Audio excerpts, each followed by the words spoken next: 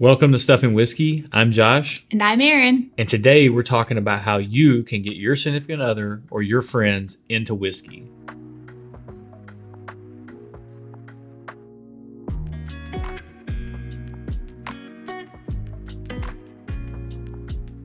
Welcome to Stuff and Whiskey, the channel giving real-world content to the real-world whiskey consumer. Today we're talking about how you can get your significant other or your friends into whiskey just like you are. But first, Erin, how are you doing? What are you drinking? I'm good. I'm a little tired today, so I think I might stick with water. Really? Yeah. Water. Well, don't mind if I do. I am now drinking a little bit extra Wild Turkey Rare Breed. We're big fans of Rare Breed around here. It will be in our glass more nights than it's not. It is something that we absolutely love. This pour right here ties right into our main topic of how you can get your significant other or your friends into whiskey. You're a whiskey nerd like me. You're a whiskey enthusiast like Erin. You want to know how you can get the people that you care about into it so they can share that same passion that you share. So, Erin, how do people get their significant other or their friends into whiskey? You don't. All right. You can't make someone be into something if they're not into it. That's true. You can't convince somebody to like something or want to try something that they don't already have some type of inclination to want to like or try. Or an interest. Because I would say that I was interested when you started getting into this sphere. I was interested. I was already interested in it. But had I not been interested, I don't think you would have tried to make me per se get into it. I've been through so many different hobbies over the years where I've tried to get friends or significant others involved in them, and if there's not a baseline level of interest there in the beginning, there's never going to be any real level of buy-in. Yeah. With that said, I do think there are some strategies that you could at least attempt. Yeah, sure. So what are they? I think number one is if you're really passionate about something, then you can share that passion. You can share your passion about the topic. If somebody else is going to pick up what you're laying down, then they will. Yeah. But if you're throwing it out there and they're just not picking up on it at all, you trying to force feed it to them isn't going to make it any better. Yeah. As a matter of fact, they're probably going to not like it even more. Probably. We have a tendency as humans to push back on the things that are trying to be pushed onto us. Yeah. So don't be that guy, or girl. With that said, let's say that you have somebody who, you have a significant other, you have a friend who is whiskey curious, and you're trying to get them involved in the hobby a little bit. You love Rare Breed. I love Rare Breed. I should just pour them a 116.8 proof pour of barrel proof Wild Turkey, right? Danger. Don't do that. Yeah, that's a big don't. Yeah, especially if they're new to the whiskey space. Yeah. So let's rewind the tape a little bit. Okay. And let's go back to 5-10 years ago when you might have been getting into whiskey a little bit. What was your experience in those situations? I mean, I started out with old fashions. That was a mixed drink that had whiskey in it.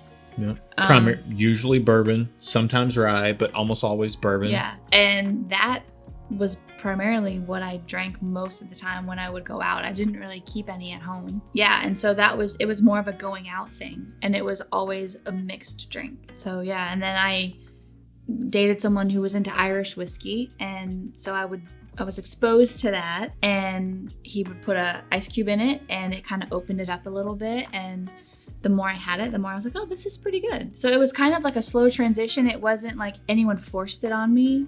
I had my going out drink was an old fashioned, and then, someone else around me was drinking an Irish whiskey, and he was, you want some? I was like, yeah, I'll try it. And it was good. And so I would continue to drink it. And then somewhere along the way, I realized I like a rye whiskey. And I don't know when that came about exactly. And then, I mean, that's pretty much the genesis of my whiskey transition. I don't know, whatever you want to call it. And now you'll drink Rare Breed or Stag Junior, and You'll take 115 to 130 plus proof. Yeah. But I'd pour. already had like experience with it when you got into the hobby. Yeah. And you're like, hey, do you want to try this? And I was like, yeah. And then sometimes you offered me something and I said, no, I'm okay. And you were like, okay. Like tonight. Yeah. Like tonight. Yeah. Somebody says they're not feeling it. They're not feeling it. Yeah. There's no reason to have to push the issue. Yeah, very much the same with me. I mean, I can remember back in the day, I would always just drink Buffalo Trace or Four Roses small batch. Those were my two go-tos back in the day. Okay. Sometimes I'd grab a bottle of Eagle Rare. Sometimes I would grab a bottle of, something different just to try. But I knew that I had a few wheelhouse bourbons, and I always really liked bourbon because I felt like you could get a lot higher quality bourbon for a lot lower price than a comparable good scotch. So I drank a lot of bourbon. Okay. And I have a sweet tooth, and so I really like the sweeter flavors of bourbon. Yeah. This was back in the day before Buffalo Trace became kind of a hyped up product, and so I would always grab a bottle of Buffalo Trace if I wanted something a little bit sweeter, or if I wanted something that had a little bit of a twist to it, I grab a Four Roses small batch. That's what I would show up with to New Year's parties, and you're talking about like 90-ish proof stuff, not high proof whiskey. I kept it low. Is that the key, you think, to starting with a lower proof for people who aren't already into it? Yeah, I think so. I mean, I would always, I did plenty of cocktails myself. A lot of old fashions. That was a staple drink going out. I would also say I also did a lot of like Dewar's and Cokes, Irish whiskey. Mixing it with Coke, yep. Yeah. I would do a lot of 7-7, Seagram 7, and 7-Up was a great mixer that was like easy that any bar would have. I didn't ever mess around with any high proof stuff. That wasn't until I got into like full-blown whiskey nerddom that I really started thinking about drinking a higher proof pour. Okay. I remember, I think the first time I ever had anything that was 100 proof or more, we were together. Oh, yeah? We went to a local store here, and we asked them for their recommendation on a bourbon. The clerk at the store we were at recommended us a bottle of Henry McKenna. And so we grabbed a bottle of Henry McKenna, and I read the little booklet that comes on the hang tag, and it's talking about what bottled in bond means, which at the end of the day doesn't matter as far as what's in your glass. But it was 100 proof, and I remember feeling daunted. Like I was a little nervous about the 100 proof. Yeah. And I had been drinking whiskey for probably a decade at that point. Yeah. Thinking about approaching 100 proof pour, that was, that gave me pause. Yeah. And what did you think when you had it the first time? I remember thinking, wow, I've gotten myself in pretty deep. Yeah. Like I loved the big, bold flavors. We're based here in Nashville, Tennessee. I'm a huge Nashville hot chicken fan. I go as hot as I can personally handle, and I want that big flavor. Yeah. So when I got that in a bourbon, I really enjoyed it. With that said, that's not for everyone, though. That's not for everyone, and it's probably not for beginners. So if you want to get somebody into it, I think what you just said, starting out with a cocktail, learn how to make a good cocktail. If you want to get somebody involved in the whiskey space and they're a little receptive to it, but they're maybe a little hesitant, find out how to make a sweet cocktail. Most people aren't going to turn down something that's sweet. Yeah. Make an old fashioned, make a Manhattan, make a Boulevard AA. There's a ton of cocktails out there that you can make. Even something as simple as a highball, just some club soda and some bourbon. A mint julep will go a long way in people's lives, especially on a hot summer day. We got the summer coming up. Yeah. Yeah, you can have a blast in the cocktail space. And we're going to be doing some cocktail content on the channel coming up too, which is going to be a lot of fun. It's exciting. So that's something to look forward to. But ultimately, you can't get somebody into something that they're not into. Yeah. And if they express some interest, don't expect them to meet you at your level. I am a rare breed, 116.8 proof guy. Like my wheelhouse is, I would say 110 to 130 proof. But if you would have hit me with that 5 or 10 years ago, and I loved bourbon, you would have turned me off to the whole thing altogether. Interesting. And you probably would have felt the same way. Probably. I mean, I think I needed that kind of slow build. And it's also, if you're into it and, a friend expresses interest, or your spouse expresses interest and you aren't an expert, that's okay too. Like, you can just share what you know. Like, Josh is not an expert. He loves to study and research and nerd out on the topic, but you just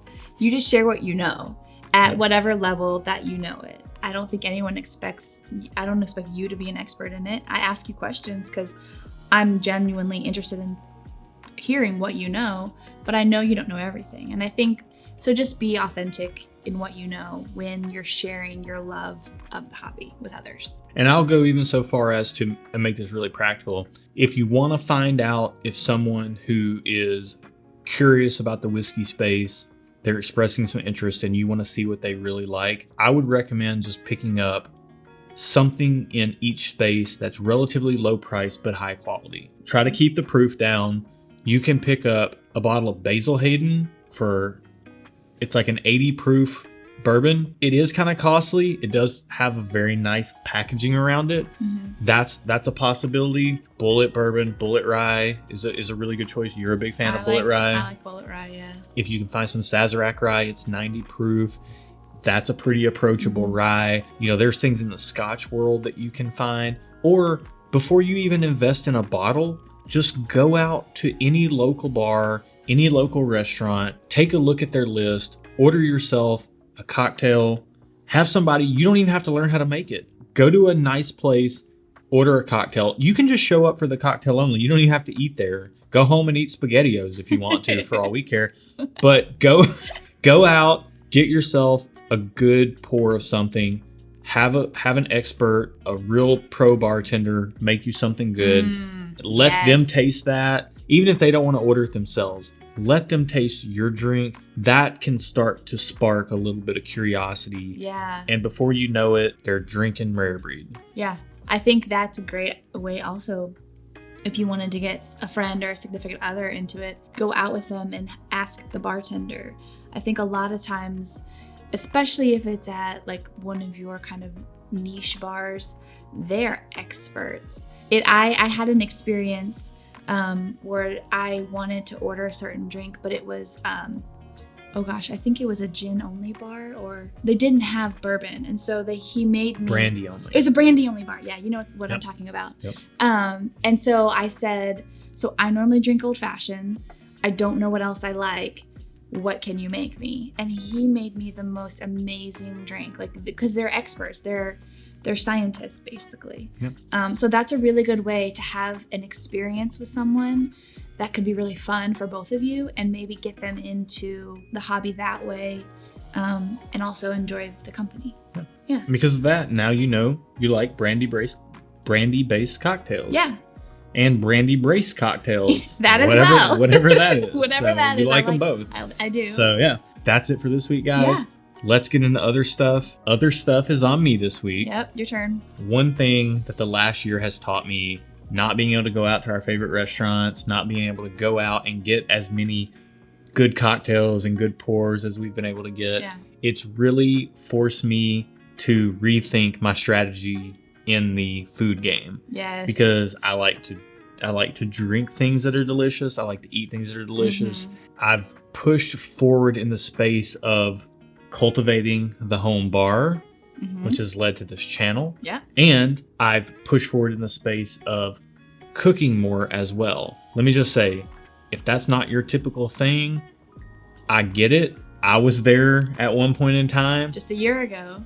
But I can guarantee you that if you're watching this channel and you're into whiskey enough to want to drink things that really make you feel something, then you're also probably into food that you really, really enjoy as well. So I enjoy eating the food he makes. Yes. So with that said, I want you to look in the video description below. And what I'm going to do is I'm going to link 2 recipes.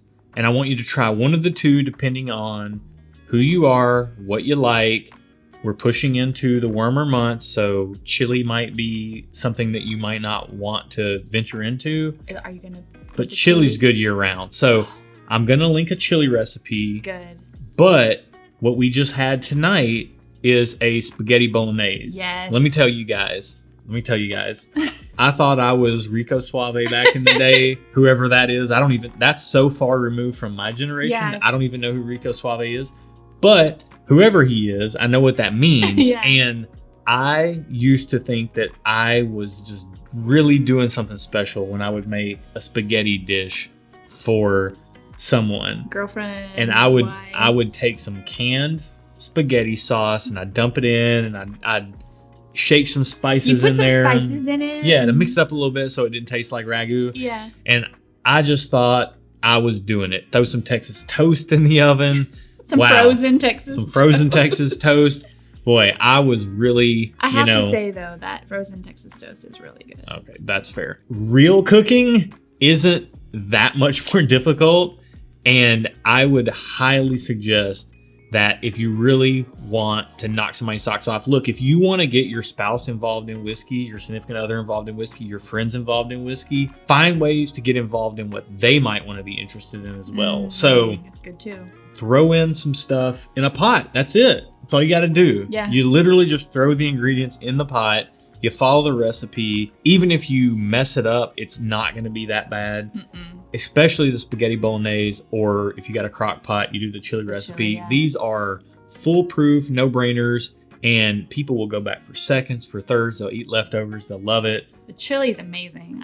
I know it's going to be warmer, but if you can have chili in the summer, I highly recommend it. Throw it on a hot dog. Make some chili dogs. Ooh, that's a good idea. There you go. We should do that. They're going to be in the description below. It's a little bit of work, but the payoff is huge. Yeah. And I promise you're going to love it. And I'm going to tell you right now, bourbon goes great with chili. And it might not go as great with a spaghetti bolognese, but that's when you can get some wine. That's okay. Yeah. Wine's fine. Yeah. Red wine. Wine's fine. And you're going to need a bottle to put in the sauce anyway. So there you go, so you'll guys. need to finish the rest of the bottle and drink it. Yeah. Yeah. Twist my arm, right? You know what? I'll put a wine description or a wine recommendation in the description below as well. For the spaghetti. For the spaghetti. You want to get something that's in the right vein. Yeah. So you don't want to go too far off base there. So in the description, you'll have those two things. If you're a high proof bourbon fan, pair some rare breed with your chili. If you're not a high proof bourbon fan and you want something a little bit more low key, grab yourself like a nice Evan Williams single barrel or something in that vein, Evan Williams bottled in bond. That'll go great with chili. On the spaghetti front, I'm going to put some wine recommendations below. Nothing specific. I'm just going to tell you great varietals. Get yourself a Syrah. Get yourself something in that vein, a blend, a red blend. Yeah. Get yourself something that's going to be complementary to spaghetti bolognese. It's going to be down there. You guys, it's so minimal effort for such a big payoff. That's it for this week, guys. Take us out. All right. Well, thank you so much for watching. As always, if you like this video, please hit that thumbs up button. Then you can unhit it and then hit it again. Just kidding. Don't do that. Just hit it once. Also, you can feel free to subscribe if you haven't already. That way you can make sure to keep seeing content from us. And as always, we thank you for watching. Till next time. Cheers, guys.